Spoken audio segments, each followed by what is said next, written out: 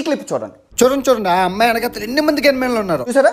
ఇప్పుడు నా వెనకాతలు ఈ బైబిల్ ఉందని ఈ మ్యాప్ ఉందని ఎలా తెలుస్తుంది? అవతల యూట్యూబర్ తీస్తేనే తెలుస్తుంది. అలాగే ఒక స్కాట్లాండ్ యూట్యూబర్ మార్చిలో పాకిస్తాన్ వెళ్ళేటప్పుడు వీడియో తీసి అప్లోడ్ చేసి పెట్టారనమాట.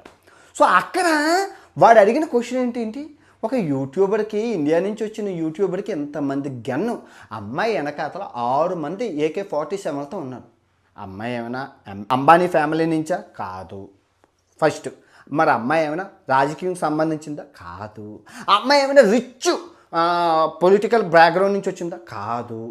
మరి అమ్మాయి ఒక పేద అమ్మాయికి 8 మంది AK-47లతో రక్షణ కల్పించాల్సిన అవసరం ఏంటి యూట్యూబ్ వీడియోలు చేయడానికి? సో అక్కడ అది అడిగిన క్వశ్చన్ అది. సో ఆ క్వశ్చన్ మన వాళ్ళు పట్టుకున్నారు, మన గవర్నమెంట్ పట్టుకుంది. ఎస్, ఏదో సంథింగ్ ఫిషీ ఉందని చెప్పి తీగలాగైతే దొంగంతా కదిలింది. సో మన అమ్మాయి పాకిస్తాన్ మీద ప్రేమ. ఆ తర్వాత పాకిస్తాన్కి వెళ్ళడం, అంబాసడర్లతో వేరే దేశాల్లో ఎంజాయ్ చేయడం, అవన్నీ మొత్తం అంతా అదో వేరు.